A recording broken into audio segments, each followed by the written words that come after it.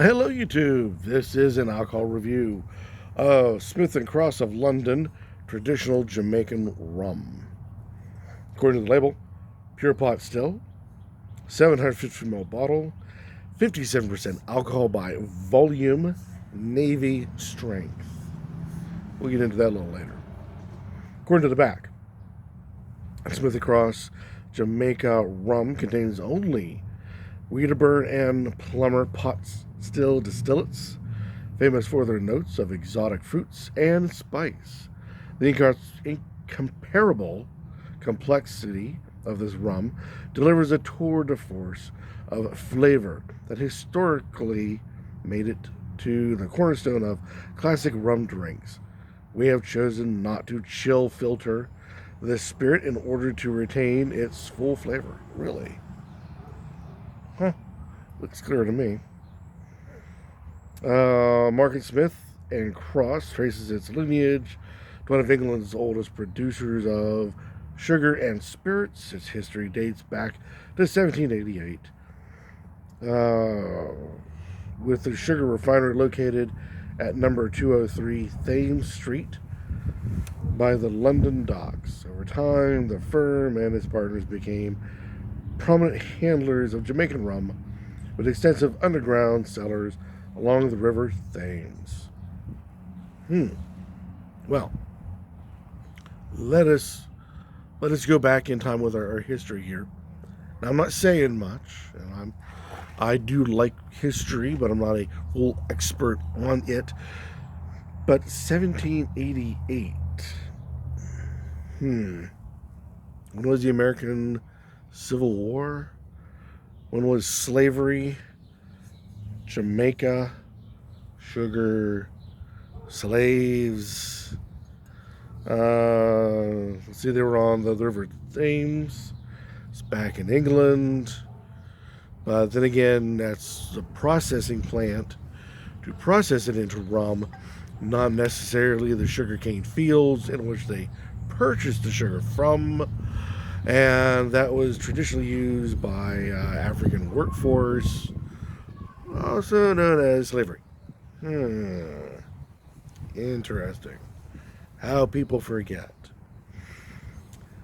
My problem, not with the slavery part, as well, pick your time period, and you can pick where the slaves were located.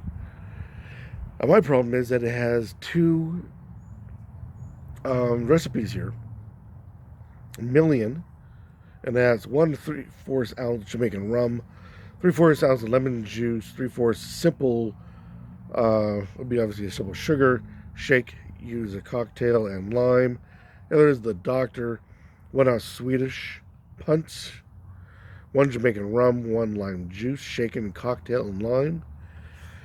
Usually when they mention that on the label, that it's a great cocktail spirit, they're implying, without really wanting to imply, that this is something you should drink with something else in the glass. Well, we're taking it with the air in the glass, and I'm beginning to wonder if this was a good idea or not. We shall see. Plastic top, but a plastic cork with stuff in it to make it look like a real cork. Or it is a real cork. Or no, it's just plastic.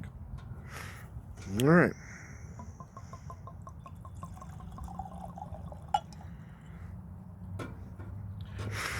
Ooh, has a wonderful nose to it. Smith and Cross, London. I feel so sophisticated. Alrighty. One of the neighbors. One of the 4-footed neighbors. A little full, I admit, a little full. It is a honey yellow. They claim they did not chill filter. So, chill filtering, to the best of my knowledge, you take whatever that you are done distilling or fermenting, and you drop the temperature below 38 degrees, give or take. I'm sure there are much more precise numbers out there, but from what comes off the top of my head, it's 38 degrees. Drop it down to that, and then give it 24 hours or so. And there, all the particulates and all the distillates drop out of solution. And it's one way to filter out your rums, your beers, your meads, your wines, often called cold crashing. It just requires needing a space that you can chill down that low. 38, 34 or so. So there we go. All right, now let's give it the old swirl.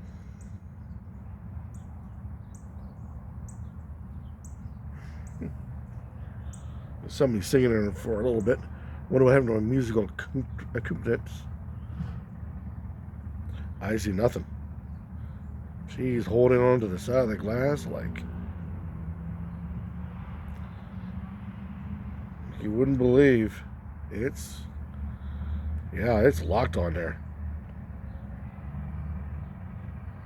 I see one tear.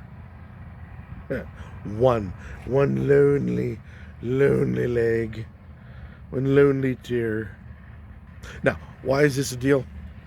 When you do the swirl like this, and you see the legging or the tearing coming out of the crags, the less there are, or the slower it takes to get it.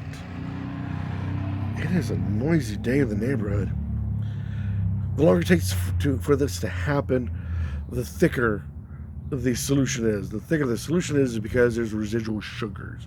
The more residual sugars, the thicker it is. The more syrup-esque it gets on the mouthfeel. The longer it takes for it to tear, the sweeter it should be on the palate.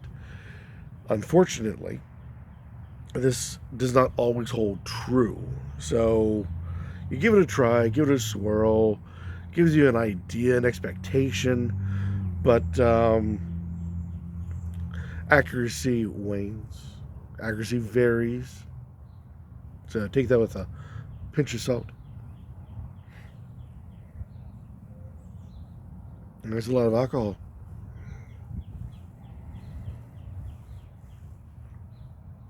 Lots of burn, lots of bite.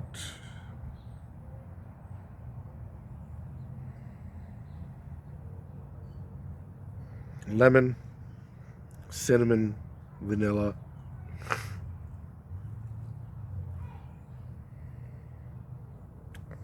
Lots of burn, lots of bite.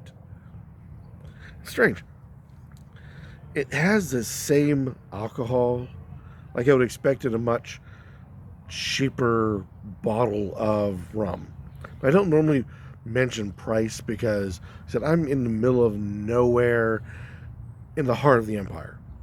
So everything goes past me, or it breaks down, gets fixed, doesn't stay, then leaves. It's just all that sorts of stuff. So prices here tend to lag versus any cool place that you could be in the empire, like either coast. So New York City versus Heartland, there's a wide variety of price. And this is usually the reason why I don't mention price of these sorts of things. In this case, this was about $30-some, plus or minus, your tax and whatnot. And it's already given me the nose of like a $15. I mean, if it didn't have that ethanol just rolling off of it, it would have a really nice nose.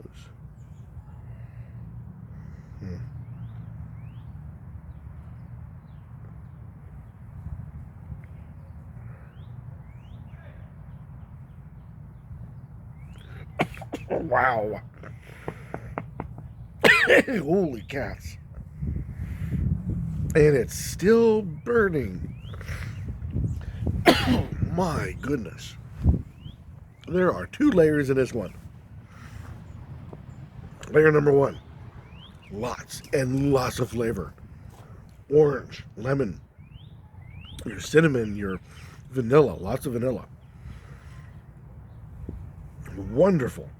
The second layer is gasoline on fire, incinerating the tongue, burning off any common sense you happen to have. Just wow.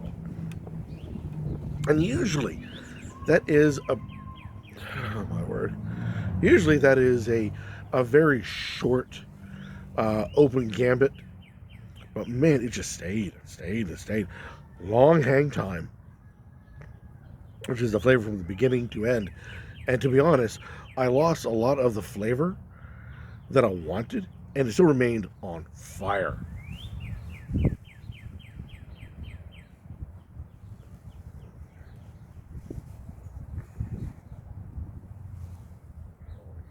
Well, better the second time around. it's sweet from the excessive sugar into it. It makes it very nice. Like I said, the flavors that you really want out of a rum like this come out well and varied. But man, she's hot. Holy cow. All right, Navy Strength, 57% alcohol by volume. Personally, I'm not sure what exactly Navy Strength is. I do know the reason for proof, and they talk about how much proof is due to stuff like this.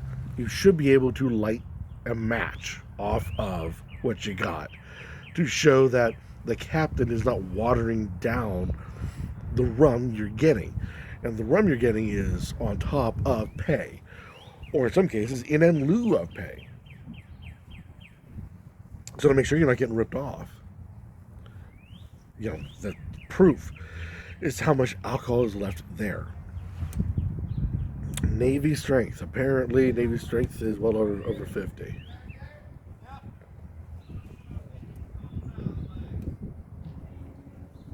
Whew. If it wasn't for that, it would be a real nice rum. But man, awfully strong for my taste buds. Give it a try. See what you guys think. Maybe you're much tougher than wussy old me. I am getting old these days. This is Smith & Cross of London. Traditional Jamaican rum, pure pot still. Navy Strength. Oh, there we go. See what you guys think. Go out, buy it, try it. Make a review online so the rest of us in the YouTube Spirits community know your thoughts. And yeah, until then. Now, what if they recommend putting it into a cocktail to water it down so it doesn't burn so harshly? I'm curious what the missus has to say. She's a bit more softer on the palate when it comes to these things. It'll be entertaining. All right, anyways, I apologize. Until next time, keep on drinking.